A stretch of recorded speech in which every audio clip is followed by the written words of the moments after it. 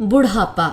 जनवरी का महीना। इस कड़कड़ाती सर्दी में कपड़ों के नाम पर फटे चिथड़े पहने हुए एक वृद्ध नई दिल्ली रेलवे स्टेशन पर एल्युमिनियम का कटोरा हाथ में थामे हुए गाना गाते हुए भीख मांग रहा था। जवानी तेरा बोल बाला, बुढ़ापे तेरा मुंह काला।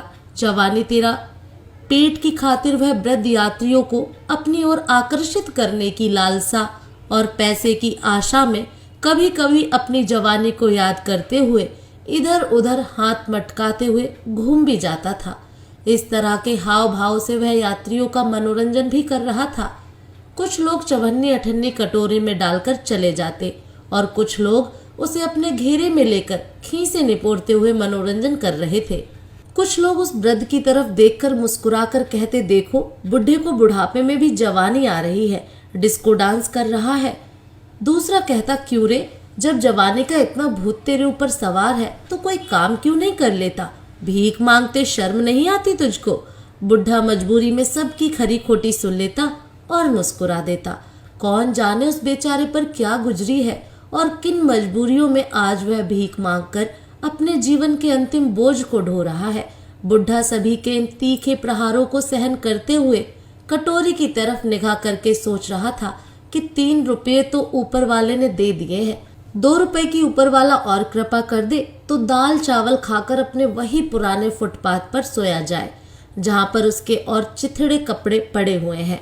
तभी पुलिस के 2 सिपाहियों की तेज आवाज व गालियों ने उसका ध्यान तोड़ दिया। क्यों रे बुढ़े, तुझको कल भी मना किया था कि इस स्टेशन पर दिखाई न पड़ना, भीख मांगना कानूनी अपराध है, फिर भी तू नहीं माना हरामजादे। चल अभी तुझे हवालत में बंद किए देता हूँ। जब हवालात की हवा खानी पड़ेगी तो समझ में आ जाएगा कि भीख मांगना कानूनी अपराध ही नहीं, जुर्म भी है। अरे भाई, गालियां क्यों देते हो? कुछ उम्र का भी तो ख्याल करो।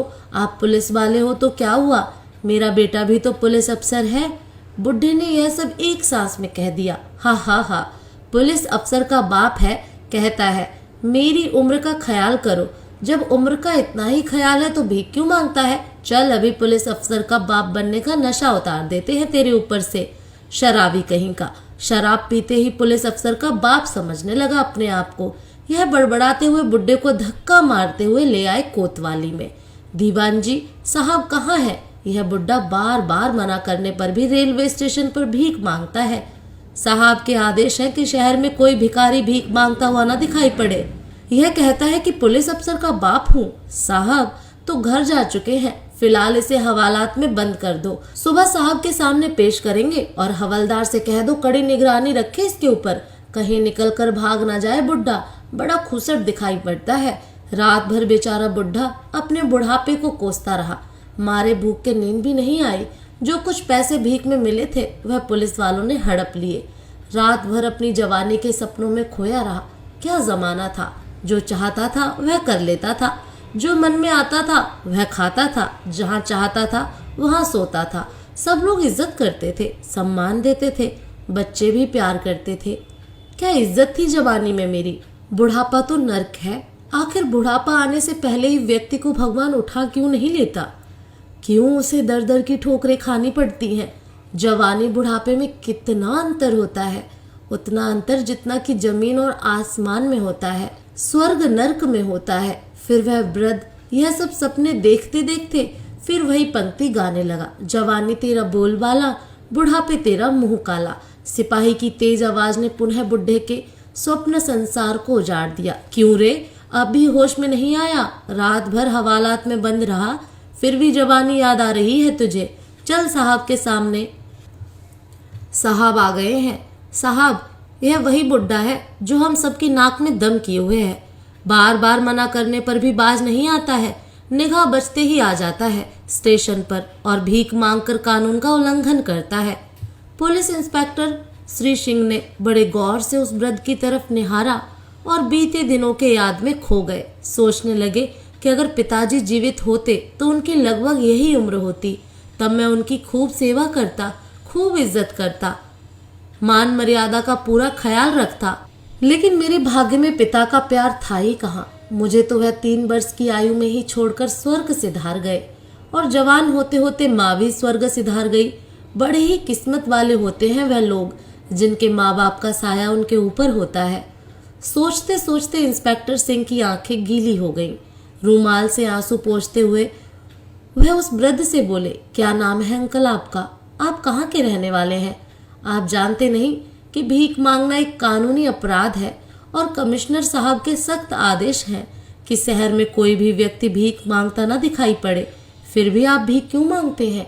यह इंस्पेक्टर सिंह एक ही सांस में कह गए। इन सम्मानित शब्दों को सुनकर वृद्ध के आश्चर्य का ठिकाना न रहा।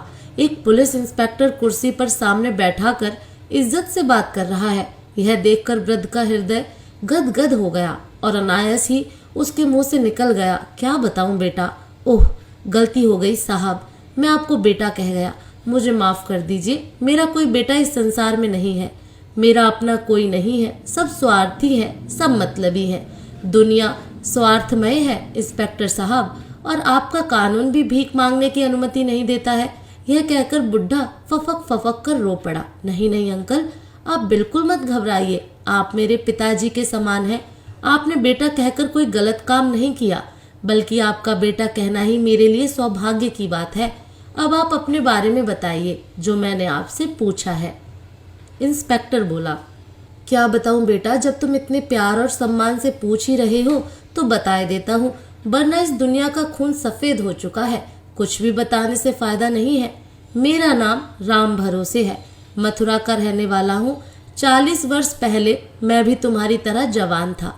मेहनत और खून पसीने की कमाई से अपना व बीवी बच्चों का पेट पालता था।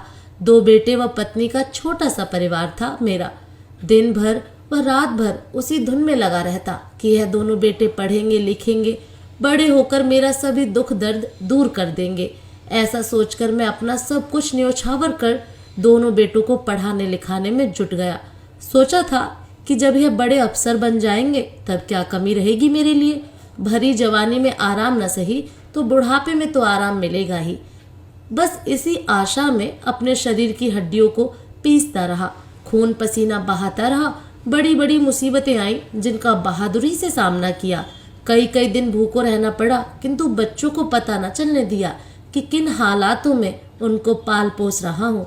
खुद नहीं खाया किंतु बेटों को खिलाया। खुद कपड़े नहीं पहने लेकिन बेटों को कपड़े पहनाए।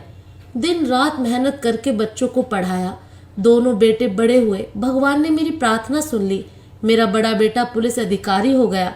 मेरी खुशी का ठिकाना न रहा। मन ही मन भगवान का आभार व्यक्त किया कि हे ईश्वर, तूने मेरे परिश्रम को सफल कर दिया। इसी बीच मेरी पत्नी भी मेरा साथ छोड़ गई। बस इसी में मेरा शरीर आधा रह गया। अब उतनी मेहनत नहीं कर पाया। कुछ बुढ़ापे के हाथ भी मेरी ओर बढ़ रहे थे। छोटा बेटा अधिक न पढ़ सका, लेकिन वह भी प्राइमरी स्कूल में अध्यापक हो गया। दोनों की शादियां हो गईं। दोनों बेटों ने अपने अपने घर बसा लिए। मैंने भी संतोष की सांस ली कि अब मेरी जिम्मेदारी समाप्त हो गई, अब आराम करूंगा। लेकिन किस्मत में आराम कहाँ। कुछ दिन बड़े लड़के के पास रहा तो वह ठहरा पुलिस अफसर।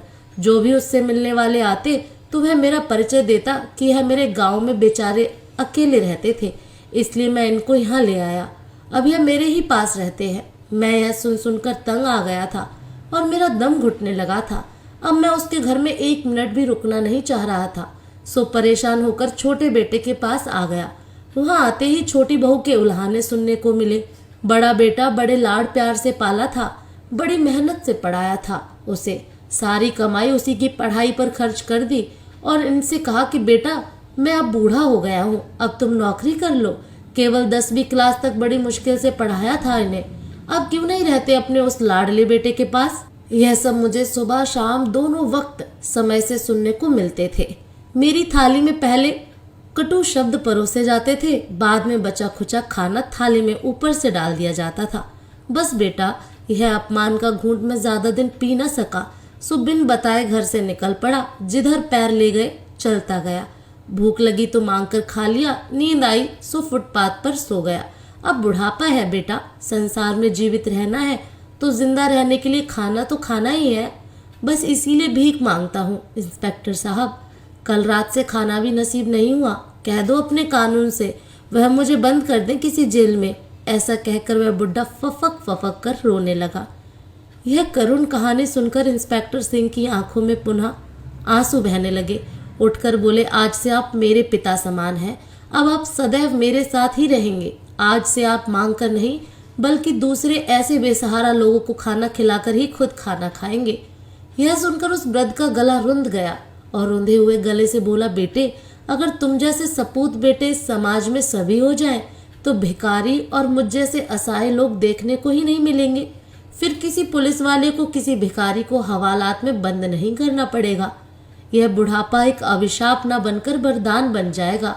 मेरे बेटे, आज के वर्तमान युग में तुम जैसे सपूत बेटों की ही आवश्यकता है। धन्य है तेरे माता पिता जिन्होंने तुम जैसे सपूत को जन्म दिया है। ऐसा कहकर इंस्पेक्टर व वृद्ध दोनों गले मिलकर रोने लगे। यह दृश्य देखकर अन्य पुलिस वालों की आंखें डबडबा आईं। तो दोस्तों, आपको ये कहानी कैसी लगी कमेंट करके ज़रूर बताएं। फिर मिलूंगी एक नई कहानी के साथ।